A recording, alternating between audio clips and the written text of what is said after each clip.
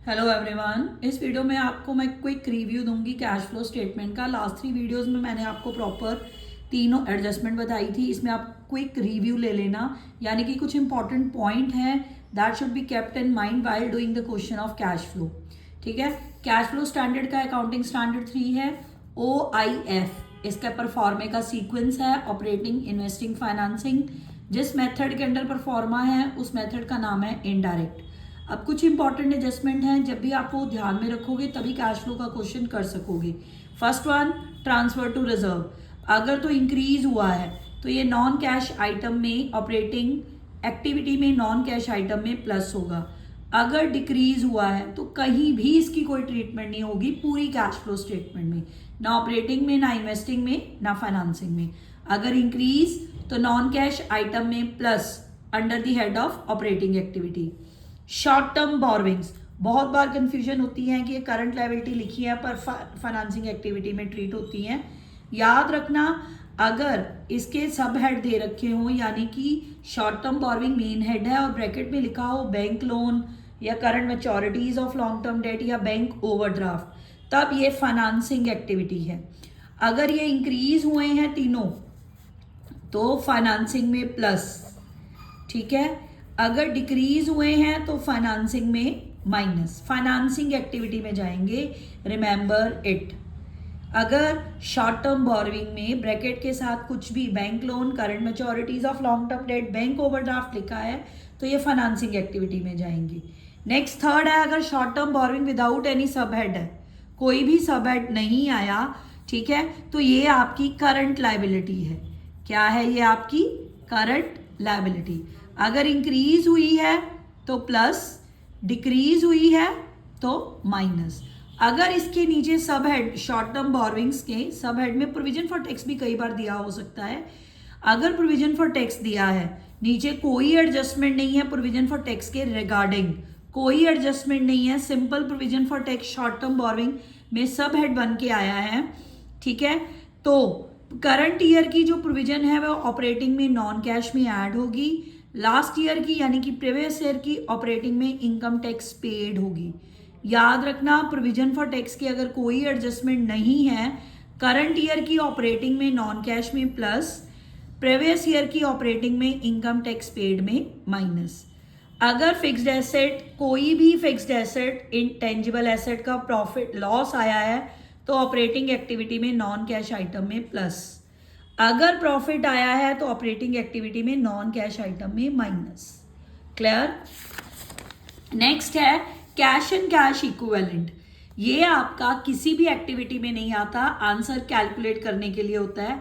इसमें 5 चीजें आती हैं: cash in hand, cash at bank, current investment, short term investment, marketable security. C cube SM याद कर लो या SMC क्यूब कर लो। S से है शॉर्ट टर्म इन्वेस्टमेंट, ठीक है, M से है मार्केटेबल सिक्योरिटी, C से 3 चीजें हैं: cash in hand, cash at bank, current investment. ये ओपनिंग आप जब net increase in cash and cash equivalent निकालते हो या डिक्रीज निकालते हो, ठीक है जी, इंक्रीज या डिक्रीज कुछ भी आएगा तीनों एक्टिविटीज का, इसमें opening cash and cash equivalent plus करते हैं, क्लोजिंग आपका आंसर होता है। ओपनिंग मतलब प्रीवियस ईयर, क्लोजिंग मतलब करंट ईयर। ठीक है जी। अगर कोई एडजस्टमेंट है, जैसे provision for tax provided, tax paid, machinery sold, machinery sold at a profit और loss, new machinery purchase, investment patent sold और परचेज, तो आपको ये अकाउंट्स बनाने ही पड़ेंगे। Provision for tax, machinery, investment, patent. अगर ऐसी कोई भी एडजस्टमेंट है तो आपको अकाउंट बनाना पड़ेगा। नेक्स्ट इंपॉर्टेंट एडजस्टमेंट है इनटेंजिबल एसेट। इनटेंजिबल एसेट कोई भी हो सकता है, गुडविल, पेटेंट, कॉपीराइट, ट्रेडमार्क्स, ठीक है। अगर गुडविल कम हुई है, डिक्रीज हुई है इसकी वैल्यू, तो ये रिटर्न ऑफ है, तो ये ऑपरेटिंग में नॉन कैश में जाएगी प्लस। अगर इंक्रीज हुई है कोई भी इंटेंजिबल एसेट तो इन्वेस्टिंग एक्टिविटी में माइनस होगा, इन्वेस्टिंग एक्टिविटी में माइनस होगा, ठीक है जी। अगर सोल्ड हुई है तो इन्वेस्टिंग एक्टिविटी में, अगर सोल्ड हुआ है कुछ भी, ठीक है, तो इन्वेस्टिंग एक्टिविटी में प्लस।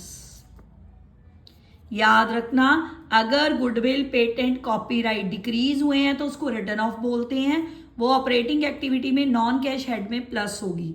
अगर कोई भी इंटेंजिबल एसेट इंक्रीज हुआ है तो आप उसे परचेज्ड मानोगे, इन्वेस्टिंग एक्टिविटी में आप उसे माइनस करोगे। अगर डायरेक्ट आपको सोल्ड कुछ भी सेल्स दे रखी है इनके बारे में तो इन्वेस्टिंग एक्टिविटी में प्लस। अब जो इंपॉर्टेंट अकाउंट है वो 3 ही है, प्रोविजन फॉर टैक्स, एक्यूमुलेटेड और मशीनरी। ये इसका भी क्विक रिव्यू ले लो। प्रोविजन का क्रेडिट बैलेंस होता है, by balance brought down, opening इधर लिखोगे, closing to balance carry down. अगर एडजस्टमेंट में टैक्स पेड दे रखा है बेटा याद रखना ये बैलेंस शीट में से लिखने ही लिखने हैं। अगर एडजस्टमेंट में पेड दे रखा है तो टू बैंक लिखोगे, अगर मेड या प्रोवाइडेड दे रखा है तो बाय P&L लिखोगे। अगर ये दे रखा है तो प्रोवाइडेड बैलेंस इन फिगर, अगर प्रोवाइडेड दे रखा है तो पेड बैलेंस इन फिगर। ठीक है, ऑपरेटिंग एक्टिविटी में ही जाएगा, चाहे पेड है चाहे प्रोवाइडेड है। प्रोवाइडेड जाएगा ऑपरेटिंग में नॉन कैश में प्लस, और ये ऑपरेटिंग में minus tax paid. Accumulated depreciation को प्रोविजन फॉर डेप्रिसिएशन भी बोलते हैं। ठीक है जी, इसका ओपनिंग क्लोजिंग आपको बैलेंस शीट के अंदर दे रखा होगा, नेगेटिव में दे रखा होता है। ये नहीं वो नेगेटिव में है तो आप नेगेटिव में लिखोगे, ऐसा कुछ नहीं होता। By balance brought down, to balance carry down. जो पार्ट आपने सोल्ड करा है उसकी टोटल डेप्रिसिएशन आप टू एसेट लिख के टू साइड पे डालोगे, बाय P&L बैलेंसिंग फिगर निकलेगी। इसे हम बोलते हैं डेप्रिसिएशन ड्यूरिंग द ईयर। कई बार ये क्वेश्चन में गिवन होती है तो यहाँ लिख देना, ये बैलेंसिंग फिगर आ जाएगी तब। ठीक है, अब ट्रीटमेंट इसमें से कौन कौन सी फिगर जाएंगी कैश फ्लो में? ये जो नॉन कैश की आइटम है depreciation during the year, non cash item में ऑपरेटिंग में प्लस होगी। क्लियर, और इसमें से कुछ भी नहीं जाएगा। नेक्स्ट है एसेट अकाउंट।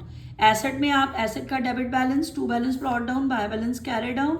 अगर सेल है बाय बैंक सेल, लॉस इधर, एक्यूमुलेटेड डेप्रिसिएशन इधर, क्योंकि आपने सोल्ड पार्ट की एक्यूमुलेटेड में टू साइड लिखी थी। प्रॉफिट आया तो इधर, अगर इधर बैलेंसिंग फिगर आ रही है तो परचेज। अब सेल परचेज तो इन्वेस्टिंग में चला जाएगा, सेल इन्वेस्टिंग में प्लस, परचेज इन्वेस्टिंग में minus. Profit non cash item में माइनस, लॉस ऑपरेटिंग एक्टिविटी में नॉन कैश आइटम में प्लस। ठीक है जी, अगर फिर भी आपका सब कुछ डालने के बाद अगर ये परचेज दे रखी है, इधर बैलेंसिंग फिगर आ रही है तो डेप्रिसिएशन ही आएगी इधर भी, अगर ये सेल, प्रॉफिट, लॉस और सब कुछ दे रखा है सोल्ड पार्ट की भी। ठीक है जी, क्लियर। बड़े ध्यान से आप डेप्रिसिएशन ड्यूरिंग द ईयर को माइंड में रखना, इसको आप टोटल डेप्रिसिएशन बोलते हो अगर गिवन है।